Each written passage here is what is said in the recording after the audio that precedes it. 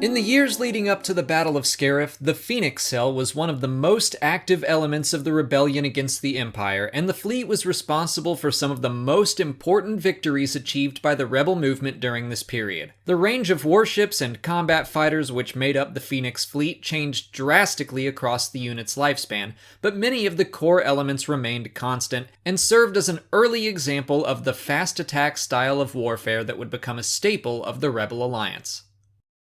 As their primary fighter craft and short-range interceptor, the Phoenix Cell employs the Kuat system's RZ-1 A-Wing. Inspired by Clone Wars-era fighter designs, the A-Wing is famous for its extremely high rate of acceleration and brutal effectiveness in close-quarters combat. Though the ship is generally lacking in endurance and pilot survivability, it easily outclasses the TIE fighters of the Galactic Empire in almost every regard, and when deployed in larger numbers to protect the Phoenix Cell's larger ships, the fighters create a defensive screen that can repulse most Imperial fighter attacks without difficulty. The fleet also possessed a number of RZ-1T training craft, which allowed the Cell to bring its aspiring pilots through basic training without placing its valuable strike craft at risk. The RZ-1T held space for a second occupant, allowing an instructor to accompany the trainee pilot during flight, and due to the limited availability of spacecraft, the Cell would sometimes be forced to pull the craft from training duty and redeploy them for missions requiring the transport of a single passenger.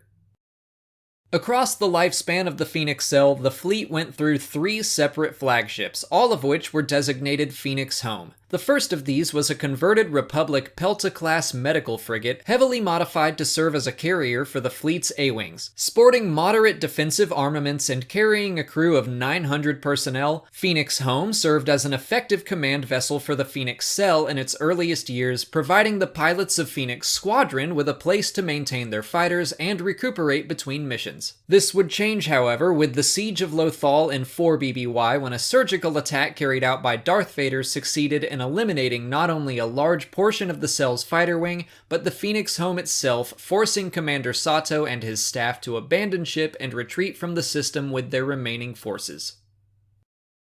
The second starship to bear the title of Phoenix Home was the CR-90 Corellian Corvette Liberator. Much of the Phoenix fleet was comprised of CR-90s for the unit's entire career, and the ships provided the Cell with a wide range of adaptability in combat. The Corellian Corvette was renowned as one of the most reliable and versatile light warships of its time, with its high speed and arrays of turbolaser turrets making it extremely effective against hostile fighter wings, and though the Liberator was never designed to carry starfighters or to serve as a command ship, it nevertheless succeeded in leading the Phoenix Cell through its darkest year, surviving the massacre at Gorel, and safely carrying the pilots of Phoenix Squadron into battle until such time as a more suitable command ship could be obtained.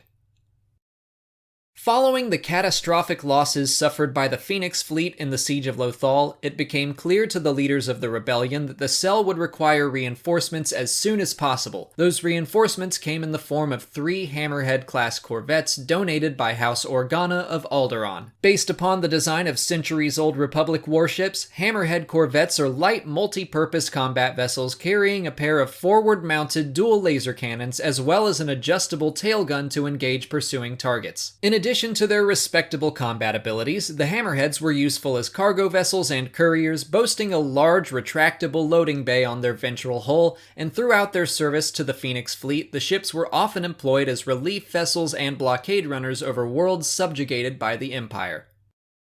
Last and easily most impressive of the Phoenix Cell's 3 flagships was an Imperial Quasar Fire class light carrier, captured over Ryloth during a joint operation with Cham Syndulla's rebel cell. After months of mounting their fighters to the hulls of Corellian corvettes, the acquisition of a dedicated carrier vessel was a crucial victory for the Phoenix fleet, allowing them to store and maintain their fighter craft even more effectively than they had with the original Phoenix Home. The carrier sported numerous defensive turbolaser batteries and powerful shields, as well as launch bays large enough to carry small freighters and support ships, in addition to the vessel's complement of strike craft. Being a full-fledged Imperial warship, the Quasar Fire was by far the largest and most advanced vessel to serve in the Phoenix fleet, and under the command of Jun Sato, the ship provided the rebels with a powerful line of defense for their planetside base, as well as a crucial edge in their battles with the Empire.